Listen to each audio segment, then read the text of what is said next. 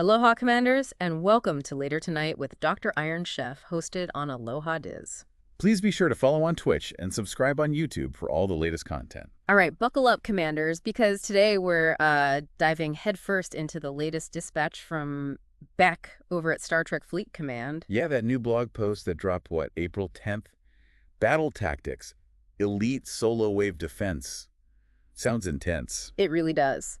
So our mission for this deep dive, especially for you seasoned commanders listening, is to figure out what this new elite mode is all about. Break down the key features, what the implications are. Exactly. Now, this follows on from the previous solo wave defenses, right? The ones wrapping up the Section 31 arc. That's the one. With those Apex barrier hostiles, those were tricky enough. Right. But apparently Beck thought, nah, let's make it harder. Seems like it. So the core idea here is, Elite Solo Wave Defense is just significantly tougher than the standard version we've seen. Significantly tougher. Got it. And getting in still requires those special keys. Yep, Section 31 private cipher keys. So you got to grab those from the Section 31 faction store. No change there. Okay. And the start feels familiar, too. Deploying ships, the timer. Yeah, the initial setup is basically the same. Deploy your 3 ships. First one enters the system. Boom, you get that 10-minute prep window. Time to check your loadouts, maybe grab a quick Ractigeno. Ah, right. But the blog post suggests that's kind of where the similarities end. This is where it gets elite. Okay, so let's break down those differences. What's the first major change that makes it elite? Beck mentions stronger hostiles. Oh, yeah. Stronger is putting it mildly, it sounds like.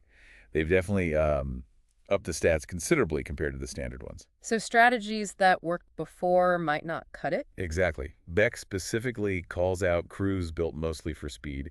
Says they might just get overwhelmed. Oof. So speed kiting might be out. Seems like it. You're going to do your heavy hitters. Yep. Powerful ships, crews built for durability for actually taking a punch, Makes sense. More hull, better shields, maybe crews focused on mitigation or raw damage output instead of just zipping around. Precisely. Yeah. You need to withstand that incoming fire, which is going to be heavier. Okay, so stronger hostiles. What else makes this elite gauntlet so elite? They're faster, too. Significantly faster, Yeah. noticeably quicker than their standard counterparts. Wow. Okay, that changes tactics quite a bit, doesn't it? Interception becomes key. Totally. You need really quick tactical decisions. Mm. Can't just leisurely pick your targets. They'll be on top of you much faster. Forget that slow target lock, then. You need to be snappy. Yeah, and think about the combat triangle. Interceptors beat explorers. Explorers beat battleships. Battleships beat interceptors. Yeah, the classic rock, paper phasers. Right. But if everything's moving way faster, maintaining that perfect advantage against every enemy, that gets really hard really fast. So you might have to prioritize, like take down the biggest threat, even if it's not the ideal counter matchup. That's what it sounds like. Beck hints that maintaining that perfect triangle might be, challenging. Adds a whole new layer of tactical thinking on the fly. Stronger, faster. This is sounding rough. And wait, there's more of them too? Yep, that's the trifecta. Each wave throws more actual hostiles at you than the standard mode did. So increased intensity, more things shooting at you simultaneously. It increases the complexity, right? You're juggling more threats, need more precise maneuvers, probably faster adjustments to your strategy mid-wave.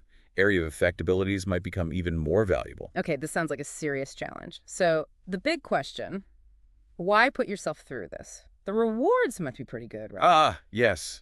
The rewards. Beck even throws in a rule of acquisition. Oh, which one? Number 63. The riskier the road, the greater the profit. Perfect. So is the profit actually greater? It seems so. The post says payouts are nearly double what you get from the standard solo wave defenses. Double. Okay, now we're talking. What kind of loot are we getting double of? We're talking substantial amounts of Section 31 access keys. Nice. Always need those. Section 31 mirror credits and regular Section 31 credits. Basically, all the key S31 faction stuff, but way more of it. Okay, that's a serious incentive, especially if you're grinding that faction. But wasn't there something new as well, a new currency? Yes. Good catch. There's something called GS31 recon data. GS31 recon data sounds specific. It is. And here's the kicker. You can only get this stuff from the Elite Solo Wave defenses. It's exclusive to this mode. Whoa, okay, so what's it for? Its purpose is to upgrade the GS31 interceptor. You use this recon data in the GS31 refinery. The GS-31. We saw that other news piece about its refinery being the best source of ship parts just a few days ago, didn't we? Exactly, it all connects. This recon data is likely the key to unlocking the really powerful upgrades for the GS-31, making it even better suited for, well, probably for challenges like this elite mode. So the ship designed to help you beat the hard mode needs currency from the hard mode to get fully upgraded. It's like a bit of a loop, yeah.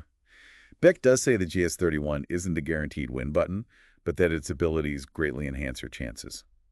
So it helps, maybe even helps a lot, but you still need skill, and you need to brave the elite mode to max it out. Clever. It definitely presents a strategic choice for commanders. Mhm. Focus on getting the GS-31 first, or beef up your current fleet to tackle elite and earn the upgrades. Yeah, tough call. So recapping the key intel, elite mode means stronger, faster, more numerous enemies. Big challenge. But the payoff is nearly double the S-31 rewards, plus that exclusive GS-31 recon data to power up your shiny new interceptor. It really sounds like they're giving veteran players a serious endgame challenge with tangible rewards tied into the latest ship and story arc. Definitely seems aimed at players looking for that next level of difficulty and progression. So what's the final word from Deck for commanders psyching themselves up for this? The blog post wraps it up nicely. Commanders, the time has come to test your strategies and limits. Engage with courage, wisdom, and tactical prowess. Courage, wisdom, and tactical prowess. I like it. It's not just about brute force. Nope. It's a real test of skill, adaptation, smarts. How you handle the pressure. Well, commanders, sounds like you have your marching orders. Get those fleets ready. And maybe think about which ships and crews you're bringing. Maybe share some initial thoughts on strategies. Could be interesting to see how people plan to tackle this beast. Good idea. Get out there and show them what you've got. Good luck. And as always, live long and prosper. Be sure to follow Dr. Iron Chef on Twitch and subscribe to Aloha Diz on YouTube. Mahalo for joining us.